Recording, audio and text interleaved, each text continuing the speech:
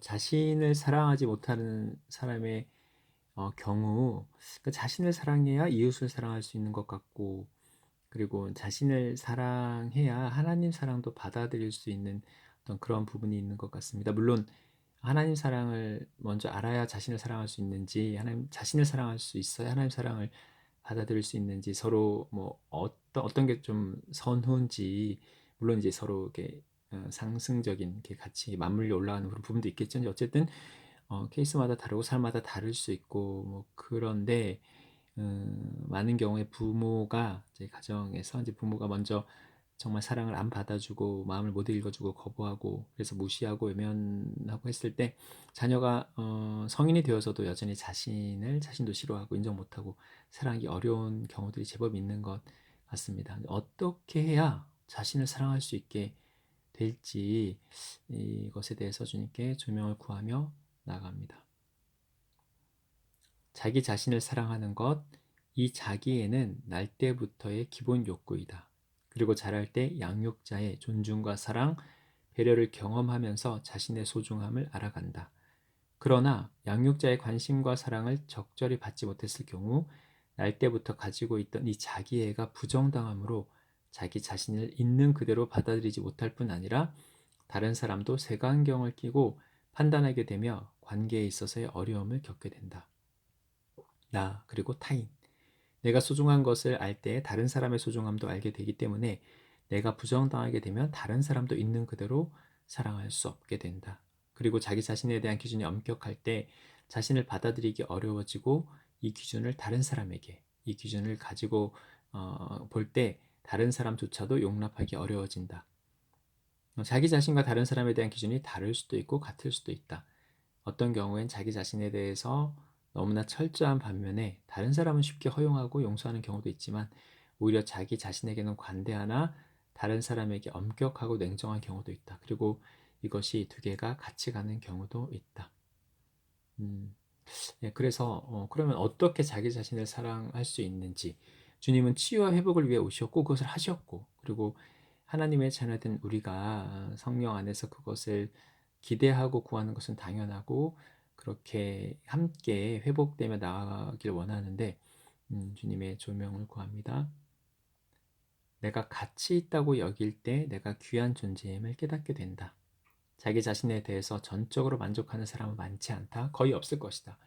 객관적으로 충분히 만족할 만하나 자신이 볼 때 늘 부족하고 만족하지 못하는 것이 자신의 기준이다, 자신의 관점이다.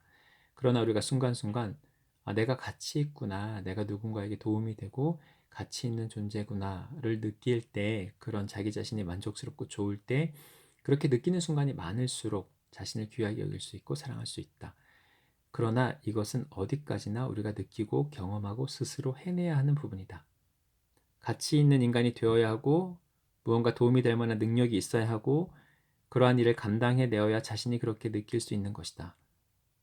그러면 내가 능력이 없고 할 수 없을 때, 그럴 때 어떻게 자신을 사랑할 수 있는가?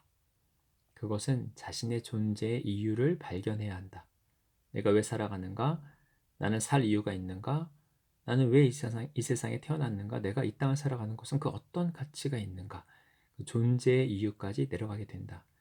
기본적으로 사람의 생명은 귀하다고 말한다. 생명의 존엄성이란 말을 우리가 사용하는 것도 그 사람의 능력과 그 사람의 능력에 맞게 해낸 어떤 일의 성과와 관계없이 사람은 존중받아야 한다고 말하는 것이다. 자신을 사랑하지 못하는 사람에게 이러한 이유를 댄다고 자신을 사랑하게 되지는 않을 것이다. 그것을 몰라서 그러는 것이 아니기 때문에, 그것을 알기 때문에 오히려 더 괴롭고 힘든 것이다. 자신은 오히려 그러한 이유를 발견하지 못하기 때문에. 그래서 이렇게 말한다. 많은 기독교인들이, 하나님은 당신을 사랑하십니다. 당신을 위한 놀라운 계획을 가지고 계십니다. 하나님의 아들이신 예수 그리스도께서 이 땅에 오셔서 당신의 죄와 그 죄의 대가를 짊어지고 대신 죽으셨습니다. 당신의 생명은 예수님의 목숨과 맞바꾼 귀한 생명입니다. 하나님은 당신을 사랑하십니다. 물론 이것은 충분한 이유가 된다. 그러나 자신을 사랑하지 않는 이에게 이러한 말이 귀에 들어올 수 없다. 들어올 리 없다. 늘 하는 이야기로 들릴 것이다. 여전히 자기 자신이 미워지고 용납할 수 없을 것이다. 무가치하게 느껴질 것이다. 당신은 살만한 충분한 가치가 있습니다. 누가 이러한 이야기를 한들 그것을 스스로 인정하지 못하면 그것이 들어오지 않을 것입니다. 그래서 이것은 영적인 영역입니다. 내가 정말 귀한 존재이구나. 내가 할 수 있는 것이 아무 것이 없어도 내가 할 수 있는 것이 단지 숨을 쉬는 것, 목숨이 붙어 있는 것 뿐이지만 나는 세상에 태어난 목적, 살아갈 이유가 있고 하나님이 나를 이 땅에 태어나게 하신 생명이 붙어 있게 하신 이유가 분명히 있을 것이다. 그럴 만한 가치가 있기 때문에 나를 두신 것이다. 이러한 말들을 이런 말들이 우리 영으로 받아들여지고 느껴져야만 우리 안에 와닿습니다. 동의가 됩니다. 그리고 우리가 영적으로 이것의 의미를 알게 될 때 하나님 사랑을 깨닫습니다. 그 사랑이 깨달아져야 내가 정말 사랑받기 위해 태어났으며 사랑받고 있구나를 알게 되고 하나님이 나를 사랑하시는데 내가 나를 사랑하지 못할 이유가 없다라는 결론에 이르게 됩니다. 그리고 용기를 내어서 나에게 사랑한다고 말할 수 있게 됩니다. 그리고 정말 내가 존재하는 이유를 발견하고자 하면 발견하게 됩니다. 이것은 우리가 머리로 깨달을 수 있는 문제가 아닙니다. 영이신 하나님께서 영적인 존재인 우리에게 주신 사랑이 영으로 깨달아져야 우리가 얼마나 존귀한 자인지를 알게 되는 것입니다. 구체적으로 그것을 어떻게 할 수 있어요? 그러니까 이제 어떤 빌미, 발판, 마중물 같은 그런 것이 우리에게 필요합니다. 보이는 것에 마음을 빼앗겨 버린 육적인 것이 전부라고 생각하는 세상도 그렇고 거의 우리도 이제 그렇게 물들어 버린 그래서 영적인 모든 것을 거의 차단해 버린 우리가 어떻게 거기서 돌이키고 뒤돌아서 이 전환의 계기가 마련되고 그럴 수 있습니까? 보이는 것으로 나를 채울 수 없음을 알게 될 때 보이는 것이 전부가 아님을 알게 됩니다. 그때 전환이 가능합니다. 그때 찾아야 하고 구해야 합니다. 포기하고 멈춰 있으면 안 됩니다. 이것이 최선의 삶이 아님을 알게 되었을 때 최선이 있을 것이라고 그것을 찾아야겠다고 그래서 진리를 찾고 구하는 자는 만나게 됩니다. 찾게 됩니다. 오히려 만족할 때보다 나에게 결핍이 있고 채워지지 않을 때 보이지 않던 것들을 보게 되며 들리지 않던 것들이 들리게 됩니다. 가난하고 정직한 자의 심령을 갖게 되기 때문에 내가 이렇습니다. 나에게 사랑이 없습니다. 나는 이 모양 이 꼴입니다. 내가 할 수 없습니다. 이러한 정직한 고백을 하게 될 때 그때라야 보이지 않던 것들이 보이게 되고 이것을 찾게 되고 구하게 되고 그래서 결국 만납니다. 열립니다. 그러나 결핍이 있고 만족이 있는데도 정직하게 이것을 인정하지 않고 회피하고 부정하고 덮어버리면 거기서 끝납니다. 멈춰집니다. 나아지지 않습니다. 더 악화됩니다. 아무것도 여전히 보이지 않아요. 찾을 수도 없습니다. 구하지 않으므로.